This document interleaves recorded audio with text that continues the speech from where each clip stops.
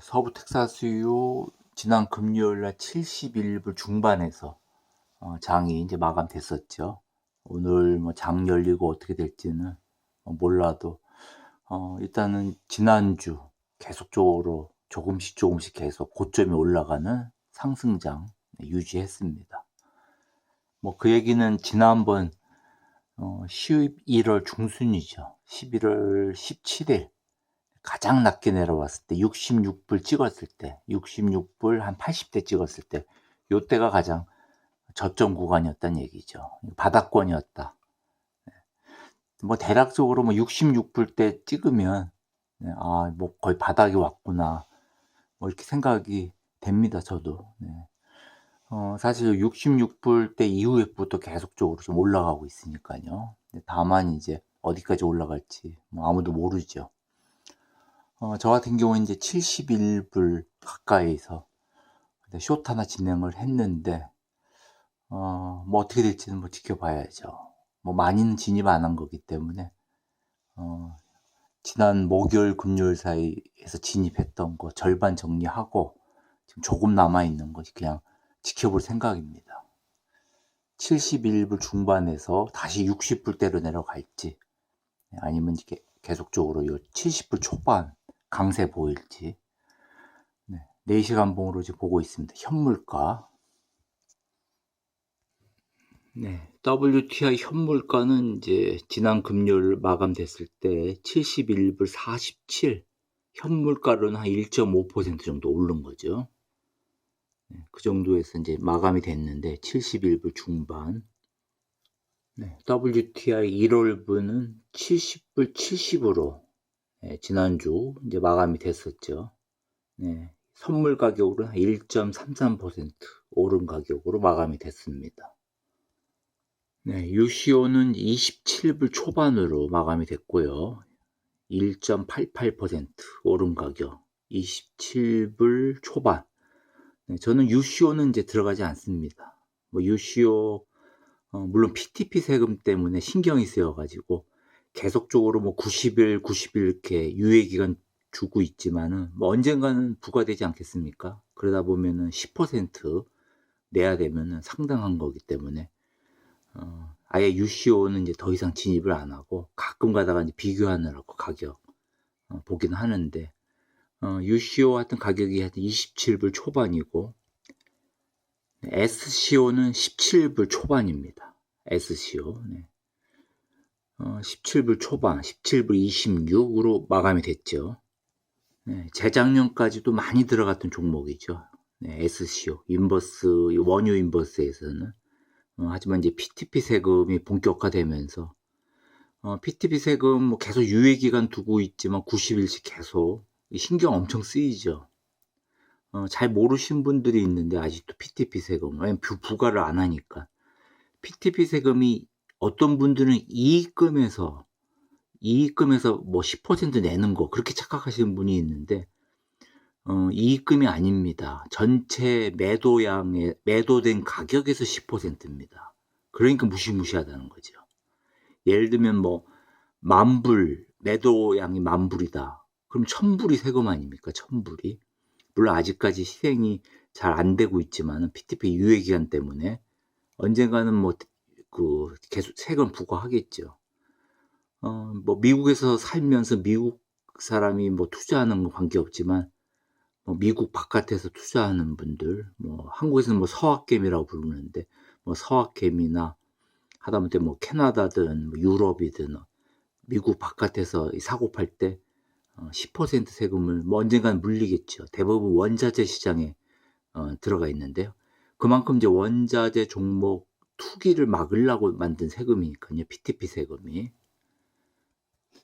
최근에 많이 인버스 쪽 떨어졌었지만 6개월치 보면은 실제로는 가격 이렇게 차이가 거의 안 납니다. 도리어 뭐 한 달치 보면은 인버스 쪽이 한 3% 이상, 5일치 보면은 거의 한 7% 이상. 원유 뭐 극히 최근에 많이 떨어진 것 같아도 SCO하고 UCO 보면은 뭐 1년치를 만약 본다면은 차이를 볼까요? 1년치 네, 불과 한 10% 정도. 네, 그리고 이제 레버리지 인버스는 장기 투자에 불리하죠. 뭐 몇 달씩 투자하시는 분도 있는 것 같은데, 제가 봤을 때는 몇 달씩 투자하는 것이 물려 있기 때문에, 물려 있는 관계로 투자하는 경우가 많고, 이 레버리지 인버스를 뭐 몇 달 혹은 뭐 1년, 2년 이렇게 투자하는 경우는 드물죠. 네, UCO도 한번 1년치 보면은 뭐 차이가 그렇게 많지 않죠. 7%, 마이너스 7%. 그렇게 뭐 생각만큼 몇십 프로 뭐 그렇게 되지 않습니다. 도리어 극히 최근에 보면은 5일치 보면은 7%. 네. 그만큼 단기 투자에 유리하다. 레버리지 인버스는 개인적으로 그렇게 생각하고 있습니다. 1년 갖고 있어서 마이너스 7%, 일주일 갖고 있어가지고 일주일이 아니죠. 며칠간이에요. 불과 7%. 물론 이제 한 달치 이렇게 보면은 뭐 1% 내외의 변동인데, 일단 레버리지 인버스는 길게 끌고 가면 끌고 갈수록 불리하다는 거, 녹아내린다는 표현을 쓰죠. 우리 녹아내린다는. 한국 사람들이 제일 많이 하는 원유에서는 UCO하고 SCO. 저도 재작년까지만 해도 엄청 많이 했었습니다. 단타로도 많이 하고. 하지만 이제 작년부터 거의 들어가지 않고, 올해는 제가 들어가지 않았습니다. UCO.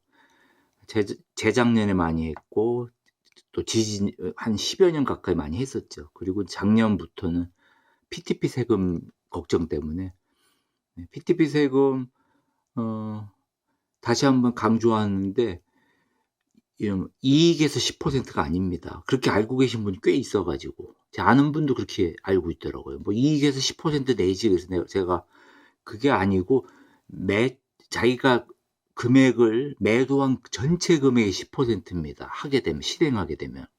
깜짝 놀라시죠, 당연히. 뭐 10만 불 투자해서 10,000불 뛰어가는 거니까요. 한 번 팔 때. 그러니까 이제 엄청난 겁니다.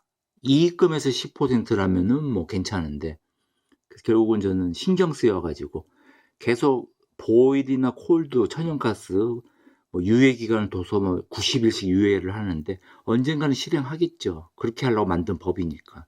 원자재 투자를 억제하려고 만든 일종의 법이기 때문에 실행하겠죠. 일단 한국 분들이 이런 레버리지나 인버스 상품 좋아하죠. 저 포함해서. 네, 그래서 HOD. 네, 저는 그래서 캐나다 종목, 캐나다 인버스 상품이 있죠. HOD 투자를 합니다. HOD, 뭐 천연가스를 치면 HND죠. HND 천연가스처럼 원유 HOD. 한국 분들도 하시는 분이 있는 것 같습니다. 제가 알기로 아는 분도 키움증권인가 뭐 그렇게 가지고 하시는데, 한국에도 이제 많이 생겼죠. ETF 종목, ETN 종목 이런 것들이. 예전에 비해서, 그러니까 한 2, 3년 전에 비해서 많이 생긴 이유가 이제 PTP 세금 때문에 아무래도 이제 국내 상품을 찾게 되죠. 저는 이제 캐나다 상품 선택해서 합니다. HOD.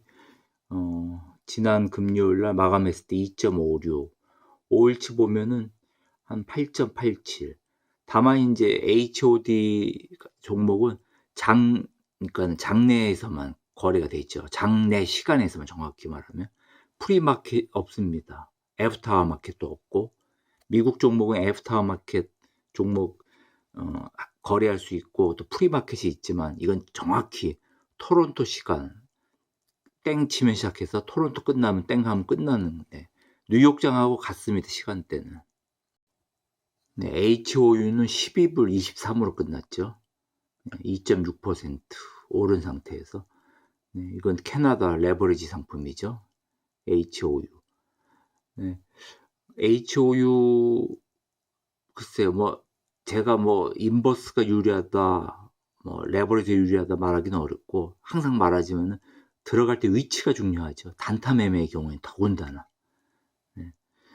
저 같은 경우에 숏 진행을 하고 있지만, 아직까지는 원유에서 인버스나 레버리지 그렇게 많이 들어가지 않습니다. 올해도 한 서너 차례밖에 안 들어갔었는데 작년에 좀 많이 들어갔었고 주로 캐나다 종목을 하게 된 이후로 이제 올해는 원유를 별로 레버리지 인버스를 많이 사질 않았었습니다. 관심 깊게 보고는 있는데요. 그래서 주로 이제 천연가스 같은 경우에는 보일이나 콜드 보지만은 예전처럼 이렇게 많이 사지도 않고요. 보일, 콜드 대신 저는 HNU, HND 캐나다 종목을 주로 하고 있는데 한국 분들도 보니까 이제 캐나다 종목 혹은 국내 상품 한국의 안에서 국내 상품 많이 거래를 하시더라고요. 하여튼 원자재 시장 이제 오늘 시작하기 한 2시간 정도 남았는데 한번 살펴봤습니다. 원유, 인버스 레버리지 상품 그리고 이제 PTP 세금 한번 생각을 해봤고요. PTP 세금 뭐 계속적으로 유예하니까 뭐 계속적으로 유예할 것 같지만 모르죠. 이러다 갑자기 이제 PTP 부과하면은 자기가 판 거의 10%니까 상당한 그 세금을 내야죠. 다만 이제 캐나다 종목은 PTP 세금이 없으니까 저는 주로 캐나다 종목을 하고 있습니다. 네, 원유 12시간 봉 현물가 차트. 크게 보면 아직까지도 횡보 장세라 봐야죠. 12시간 봉 선상에서 10월 달 봐도 뭐 많이 올라갔을 때 72불 터치했는데 요번에 과연 72불 때까지 갈지 이렇게 보고 하여튼 많이 오르면 72불 때까지 가긴 할 것 같기도 한데 지켜봐야겠죠. 원데이 봉 이렇게 뭐 80불 대 가까이 정확히는 79불 초반 찍었죠. 10월 8일 날.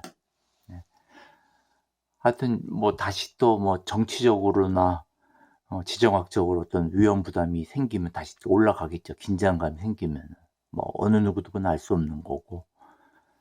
현재 뭐 트럼프 행정부 들어서고 나면은 원유 가격이 거의 안정세를 보이면서 60불대로 다시 내려갈지 하여튼 일단은 지켜봐야죠. 일주봉.